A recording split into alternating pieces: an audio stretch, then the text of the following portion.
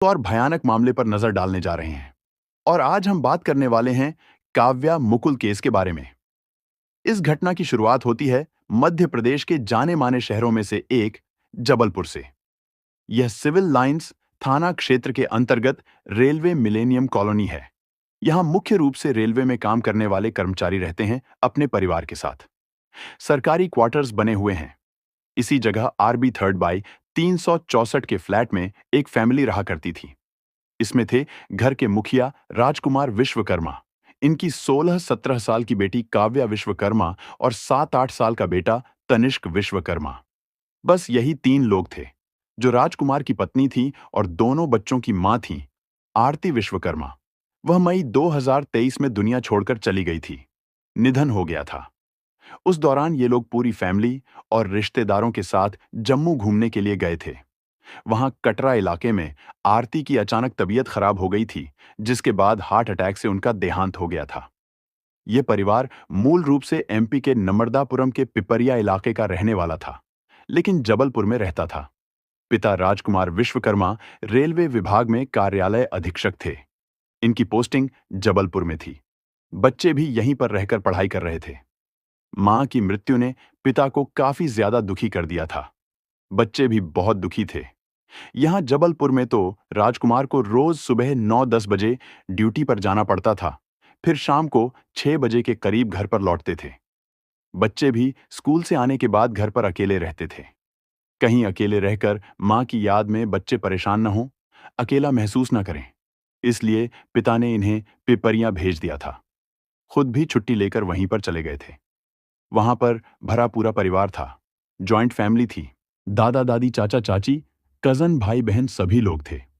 पिता ने सोचा कि बच्चे सबके साथ रहेंगे तो मां की उतनी याद नहीं आएगी, फिर ये पढ़ाई लिखाई पर भी ध्यान दे पाएंगे। बीच बीच में राजकुमार को काम के सिलसिले में जबलपुर आना पड़ता था। बच्चों को भी पढ़ाई लिखाई और टेस्ट वगैरह के लिए यहां लाते थे। फरवरी 2024 के आसपास से दोनों बच्चों का एग्जाम शुरू होने वाला था। बेटे के बोर्ड्स के एग्जाम थे। ये 10वीं कक्षा में थी। इसी बीच राजकुमार दोनों बच्चों को पिपरिया से जबलपुर बुलवा लेते हैं। बेटा तनिष्क चौथी क्लास में पढ़ता था। बेटे का तो यहां पर बिल्कुल भी मन नहीं लग रहा था। वह कहता कि इसे दादा के पास रहना है, वहीं ठीक है। पिता ने कहा कि एक बार एग्जाम खत्म हो जाए तो वहीं पर चले जाएंगे, वहीं एडमिशन करा देंगे। इनका भी मन यहां पर नहीं लग रहा था। इन्होंने अपने ऑफिस में पिपरिया टारसी में ट्रांसफर लेने के लिए आवेदन पत्र भी दे दिया था, जिसका जवाब आना बाकी था। अब 13 मार्च 2024 को बेटी काव्या का बोर्ड का एग्जाम खत्म होता है। 16 मार्च को बेटे का भी एग्जाम खत्म हो जाता है। उसके बाद 17 मार्च को बच्चे वापस पिपरिया चले जाते हैं। ट्रांसफर होने के बाद पिता भी वहीं पर शिफ्ट हो जाते हैं। इससे सभी लोग खुश थे। धीरे धीरे ये लोग मां के जाने से उबर रहे थे, लेकिन इन्हें क्या पता था कि इससे पहले ही इनके साथ एक अनहोनी होने वाली है। 15 मार्च 2024 शुक्रवार का दिन दोपहर के करीब 3 बजे एक रिश्तेदार राजकुमार के घर पर आते हैं। इन्होंने घर के मेन दरवाजे पर बाहर से ताला लगा हुआ देखा, लेकिन फिर भी ये दरवाजे को नॉक करते हैं, अंदर आवाज लगाते हैं, पर कोई भी जवाब नहीं मिलता। इसके बाद इन्होंने आसपास के पड़ोसियों से पूछा कि यह परिवार कहाँ गया। पड़ोसियों को भी कोई जानकारी नहीं थी। उनके अनुसार आज सुबह से किसी को यहां पर देखा नहीं गया था। राजकुमार भी अपनी ड्यूटी पर जाते हुए नहीं दिखाई दिए, न ही उनके बच्चे बाहर खेलने के लिए आए। ये सुनकर रिश्तेदार थोड़े चिंतित हुए। अब ये पिपरिया में राजकुमार के भाई को कॉल करते हैं। बताते हैं कि यहां पर तो ताला लगा हुआ है और परिवार का कुछ अता पता नहीं।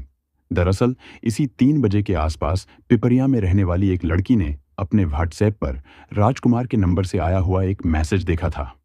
राजकुमार विश्वकर्मा इसके चाचा लगते थे। काव्या इसकी कजन थी। वो मैसेज 4 सेकंड का एक वॉइस नोट था। उसमें काव्या की आवाज थी। काव्या ने बोला, मुस्कान जल्दी जबलपुर आओ, पापा और तनिष्क को मुकुल ने मार दिया है। ये मैसेज कजन को 3-4 घंटे पहले आया था, लेकिन ये उस समय अपना फोन यूज नहीं कर रही थी। जब फोन उठाया और व्हाट्सएप चेक किया, तब इन्हें यह वॉइस नोट मिला। इसको सुनते ही इनके पैरों तले जमीन खिसक गई। अब इन्होंने अपने पिता को यह सुनाया, बाकी घर वालों को भी सुनाया।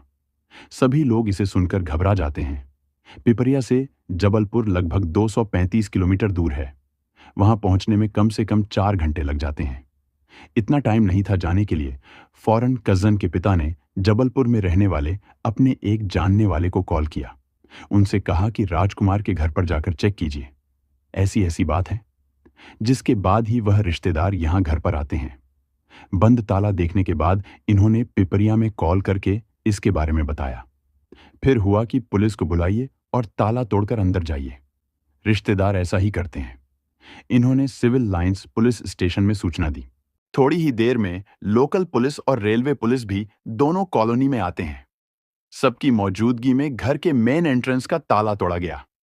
अब पुलिस वाले घर के अंदर जाते हैं। यहां की दशा को देखकर सबके पैरों तले जमीन खिसक जाती है, क्योंकि यहां जगह जगह पर खून के छींटे थे। जब ये लोग किचन में गए तो वहां फर्श पर राजकुमार विश्वकर्मा खून से लथपथ पड़े हुए थे। लाश पॉलीथीन में लिपटा हुआ था। अब ये हुआ कि दोनों बच्चे कहां पर हैं। पुलिस इन्हें घर में ढूंढते हैं। हर कमरा, हर कोना छान मारा गया, लेकिन बच्चे कहीं पर भी नहीं मिले। राजकुमार का कत्ल हुआ था और दोनों बच्चे गायब थे। इसी बीच एक पुलिस वाले ने किचन के पास मौजूद फ्रिज पर कुछ निशान देखा, जैसे कि खून के धब्बे हों। हैंडल पर भी धब्बा था। यह फ्रिज चालू अवस्था में था, ऑन था। जब इसके दरवाजे को खोला गया तो अंदर से तनिष्क मिलता है। वह भी कंबल में और पॉलीथीन में लिपटा हुआ पड़ा था। फ्रिज से उसे बाहर निकाला गया। यहां राजकुमार और तनिष्क दोनों के सिर पर किसी भारी भरकम चीज से वार करने के निशान मिले। बड़े ही शातिराना तरीके से यहां पर सब कुछ अंजाम दिया गया था। इनके चोटों पर कपड़े बांधे गए थे बैंडेज के रूप में, ताकि खून का रिसाव जमीन पर ना फैले। खून को छुपाने की कोशिश की गई थी। बाथरूम में भी खून के अंश पाए गए। पुलिस को यह भी लगा कि यहां पर नाश्ता वगैरह भी किया गया होगा। खाने पीने के झूठे बर्तन थे, बचे हुए खाने थे। यहां अगरबत्ती की लकड़ी भी मिली। ऐसा लगा कि यहां पर खुशबू के लिए अगरबत्ती चलाया गया होगा, ताकि यह सुगंध शव के दुर्गंध में मिल जाए और किसी को शक ना हो। ऐसा लगा कि यहां पर खुअन की दुर्गंध को छुपाने के लिए अगरबत्ती जलाई गई थी, ताकि किसी को शक ना हो। यहां पर परिवार के 2 सदस्य तो मिल गए, पर तीसरी कहां पर है, यानी बेटी काव्या। अब उसको ढूंढने की प्रक्रिया शुरू होती है। ये भी डर था कि कहीं उसके साथ भी ऐसा कुछ तो नहीं हुआ है। काव्या ने अपने वॉइस नोट में एक लड़के का जिक्र किया था, जिसका नाम था मुकुल। भाई और पिता के कत्ल का इल्जाम इसी पर लगाया था। कहीं यही लड़का कत्ल के बाद काव्या को उठाकर तो नहीं ले गया। उधर पिपरिया में परिजनों को सब कुछ पता तो चल ही चुका था। वो लोग भी यहां के लिए रवाना हो जाते हैं। एक रेलवे अफसर के घर में एक सरकारी क्वार्टर में उनकी और उनके बेटे के साथ ऐसी चीज हुई थी। बेटी भी लापता है। यह मामला न्यूज में आने लगा। संगीन मामला तो था ही। पुलिस ने भी काफी तेजी से अपनी जांच शुरू कर दी। शुरू में 4 टीम्स बनाई जाती हैं। सबको अलग अलग काम सौंपे गए। पुलिस के पास शुरू से ही एक लीड थी, मुकुल। यह लड़का यहां जबलपुर के मिलेनियम कॉलोनी में राजकुमार विश्वकर्मा का पड़ोसी था। फ्लैट नंबर 361/6 में रहता था। इसके घर में माता पिता, एक बड़ा भाई और एक बहन थी। पुलिस जब कॉलोनी के सीसीटीवी चेक कर रही थी तो इसी 15 मार्च की दोपहर 12:30 बजे के आसपास की एक फुटेज सामने आती है। इसमें मुकुल सिंह स्कूटी पर सवार होकर कॉलोनी से बाहर जाते हुए नजर आ रहा था, लेकिन वह अकेला था। उसके साथ काव्या नहीं थी, लेकिन उसने कुछ सामान भी लिए हुए थे। पुलिस और आगे की फुटेज चेक करती है। मुकुल के यहां से निकलने के करीब 10 मिनटों बाद काव्या विश्वकर्मा भी कॉलोनी से बाहर जाते हुए दिखाई देती है। इसमें यह पैदल चल रही थी। इसके पास कोई सामान नहीं था, मगर उसके हाथ में पुलिस को एक मोबाइल फोन दिखाई दिया। लेकिन इसका फोन तो घर पर मौजूद है। फिर इसने किसका फोन लिया हुआ है? पता चला कि घर पर काव्या के माताजी का भी फोन रहता था, जो गायब है। यानी काव्या अपनी मां का फोन ली हुई है। ये लड़की भी उसी दिशा में गई जिस दिशा में मुकुल स्कूटी से गया था। पुलिस ने पहले सोचा गया था कि काव्या के साथ भी कुछ हुआ होगा, मगर ये तो कैमरे में जीवित दिखाई दी। जिस दिशा में दोनों बारी बारी गए थे, पुलिस ने वहां के रास्तों के फुटेज चेक किए। यह स्कूटी पास के railway station Madan Mahal railway station गई थी। जब पुलिस रेलवे स्टेशन के फुटेज चेक करती है तो वहां के पार्किंग एरिया में मुकुल सिंह के साथ काव्या उसकी स्कूटी पर बैठी हुई नजर आती है।